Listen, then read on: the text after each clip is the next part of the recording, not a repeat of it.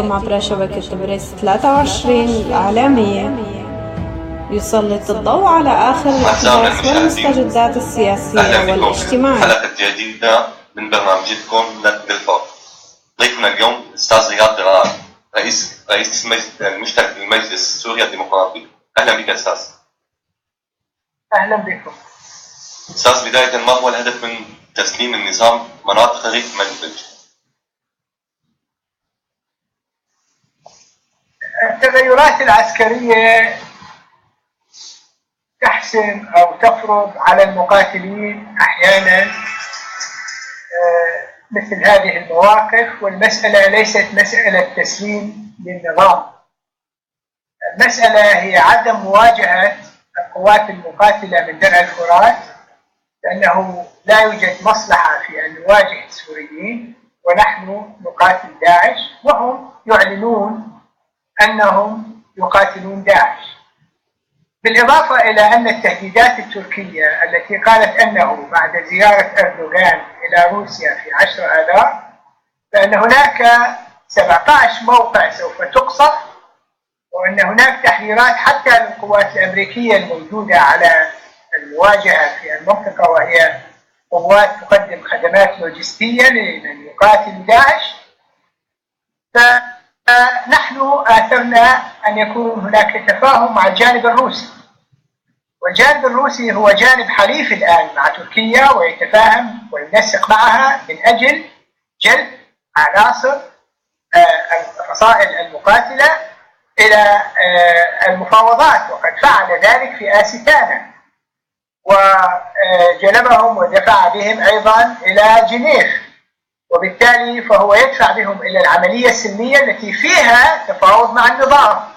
فنحن لسنا في مجال التفاوض مع النظام، لأن النظام أيضا نحن كباقي السوريين خصوم، وندعو لإسقاط هذا النظام الاستبدادي بكافة رموزه ومرتكزاته، إلا أننا لم نكن ندعو يوما إلى مواجهته بالسلاح، لأن السلاح ينعكس علينا وقد رأينا نتائجه. كنا نريده أن يكون أن تكون مواجهة بالسياسة وبالتظاهر والاعتصامات. هذا الأمر خرج من أيدينا، وبالتالي نحن بقينا الجماعة التي لم تواجه النظام بالسلاح، إلا أنها اضطرت حمل السلاح عندما كان هناك دخول من قبل عناصر النصرة والعصائب الموجودة في ما يسمى آنذاك الجيش الحر، كانت تريد رأس العين، فكان هناك اضطرار للتسلح لمواجهة هذه القوات التي تريد أن تدخل إلى دمشق عن طريق رأس العين، ثم مواجهات أخرى عندما بدأت داعش تدخل عن طريق اليعربية، وبالتالي هنا كان لابد للسلاح لمواجهة الظلاميين. ونحن الآن في طور ملاحقتهم، وقد تم تحرير منبج منهم، ثم الآن نلاحقهم في الرقة، وأعتقد أن لنا حلفاء يمكن أن يقفوا إلى جانبنا، والأمريكان منهم. سوف نقاتل في الرقة ولسنا بصدد المواجهة في منبج. أستاذ رياض، اليوم كان هناك تأييد من خارجية تركيا على تسليم النظام تلك القرى، ما ردكم على ذلك؟ أمر طبيعي. نحن بالنسبة لنا عملنا عملا طبيعيا في التحركات العسكرية. تركنا الروس لأنهم هم وسيط بين الفصائل وبين النظام، تركناهم هم الذين يعني يستخدمون الوسائل المناسبة التي يمكن أن تجعل الحد الفاصل بيننا وبين المقاتلين من درع الفرات دون أن يكون هناك مواجهة. وقد آثروا تسليم المناطق الحدودية في منبج، وهي مجموعة من القرى، إلى حرس الحدود السوري. والكلمة كبيرة، النظام وغير النظام، يعني المسألة مسألة عسكرية بحتة، واستهدفت أن يكون هناك خط فاصل بيننا وبين القوات التي تريد أن تقتحم إلى منبج بحجج هي أقرب إلى التهديد أولا، وثانيا إلى صراع بيننا نحن قوات سوريا الديمقراطية وبين أخوة سوريون لا نريد مواجهتهم لأن الهدف هو داعش. أستاذ، النظام وافق على تسليم السلطة للمعارضة، كيف ترى هذه الخطوة؟ سلطة المعارضة كيف؟ كما وضح النظام يوافق على تسليم السلطة للمعارضة، كيف ترى هذه الخطوة؟ النظام لم يتنازل ولا يريد أن يتنازل، ويعتقد أن على المعارضة أن تأتي لتتفاهم معه من أجل حكومة وحدة وطنية ومن أجل تفاهمات في إدارة سوريا في المرحلة القادمة حسب القرارات الدولية التي كان فيها خلاف بين النظام والمعارضة حول أولية المواجهات، هل تكون التغيير السياسي والانتقالي في السلطة أو مواجهة الإرهاب. النظام كان يؤكد على أولية مواجهة الإرهاب، وهذا سر فشل المحادثات في كل جنيفات السابقة 2 و3، لأن الأول لم يكن هناك لقاء مشترك بين المعارضة، كان بين الدول التي أرست مفاهيم جنيف 1، وفي جنيف 4 جرت تفاهمات حول هذا الشكل. وأعتقد أن التفاهمات التي جرت في جنيف 4 مع وفد المفاوضة الذي جاء إلى جنيف في الفترة الماضية كان يتحدث عن إيجابية هذا الوفد وعن النتائج التي تقول بوجود تفاهم أو بانتظار تفاهم روسي من أجل إصدار مثل هذه النتائج وإطلاقها للعلن، وأن هيئة التفاوض تسعى إلى أن تقلع على اعتبار نفسها الممثل الشرعي الوحيد بقبول مشاركة منصة موسكو والقاهرة وربما منصات أخرى سوف تشارك، أي توسيع دائرة المفاوضين بمعنى أنها أصبحت تقبل.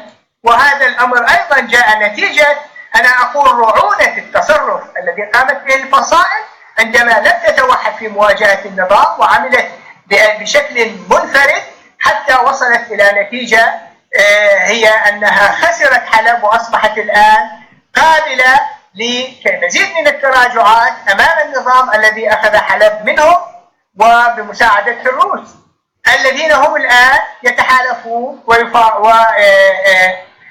مع تركيا يشكلون الضامن لمفاوضات جديدة يدخل فيها هؤلاء المقاتلون لشكل من أشكال التفاوض مع النظام للوصول إلى حلول.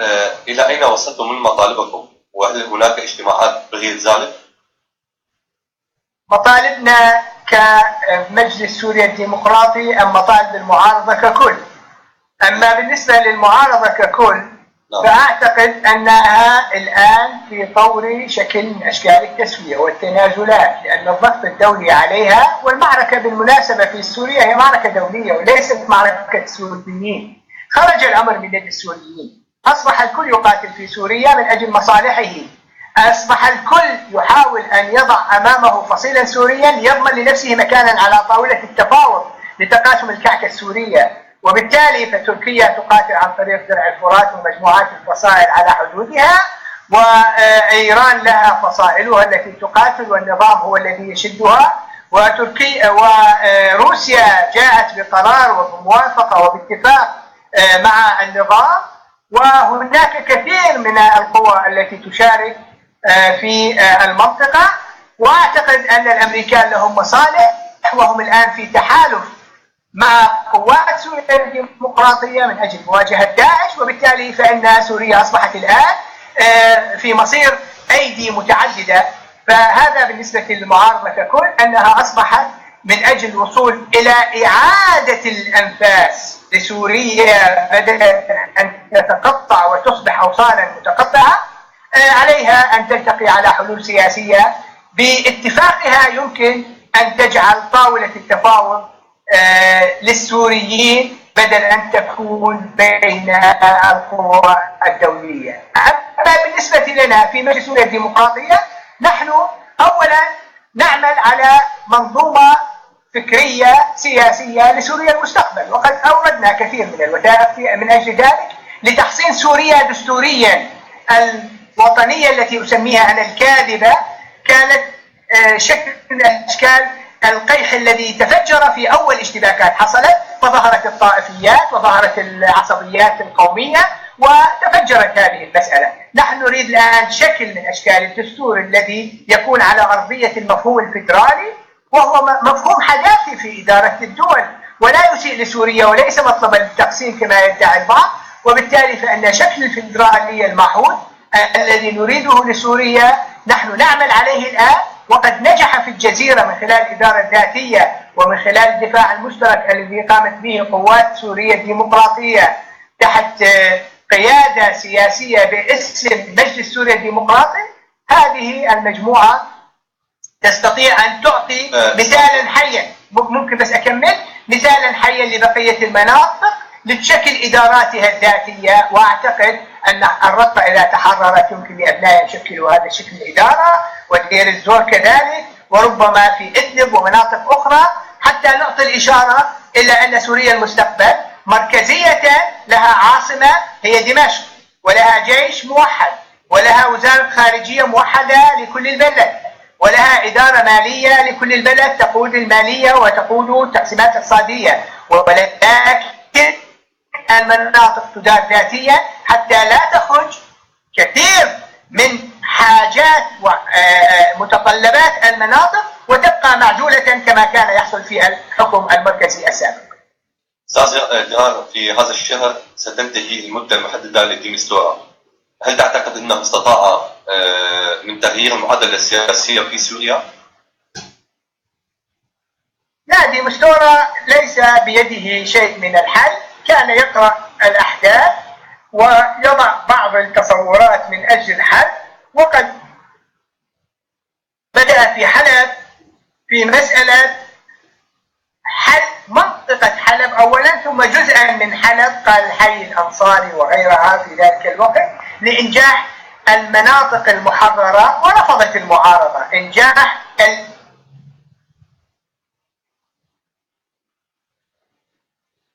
الإدارات الذاتية. رفضت المعارضة أن تسوق هذا الأمر أو تسوقه، وبالتالي تراجع خطوة حتى بدأت الخسائر والمراجعات من قبل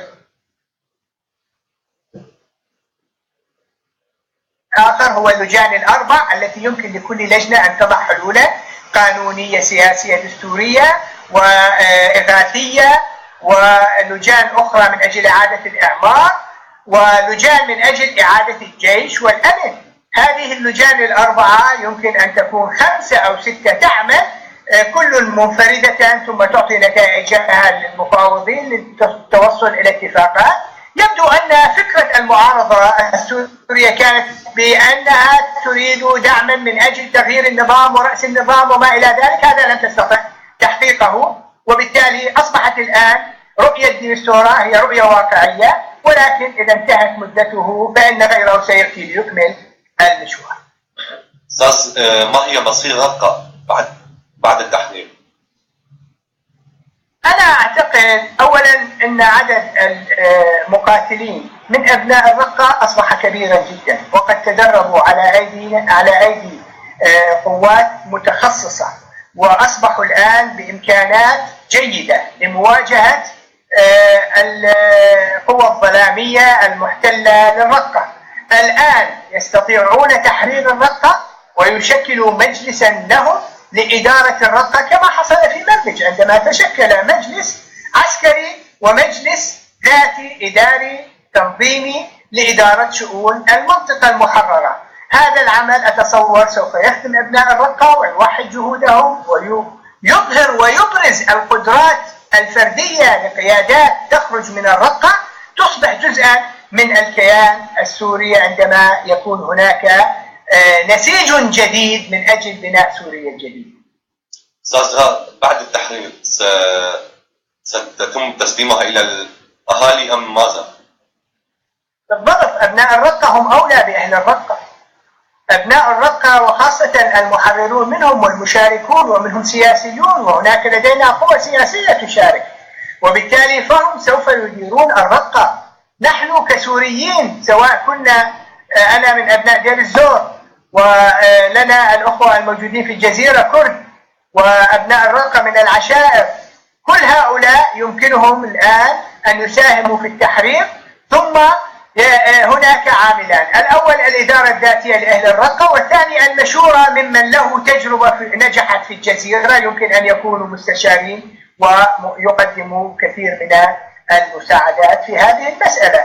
هذا هو شكل التعاون بين السوريين، وهو الشكل المطلوب للمستقبل أيضا. وسوف يجد أهل الرقة أن أخوتهم الذين وقفوا إلى جانبهم هم أولى بالتحالف معهم من أن يكون هناك تحالف مع الشيطان الرجيم. نعم، نشكرك أستاذ رياض درار رئيس المشترك للمجلس السوري الديمقراطية. أعزائنا المتابعين، من هنا نختتم حلقتنا. نشكركم على حسن المتابعة، ونشكر ضيفنا الأستاذ رياض درار. دمتم بأمان.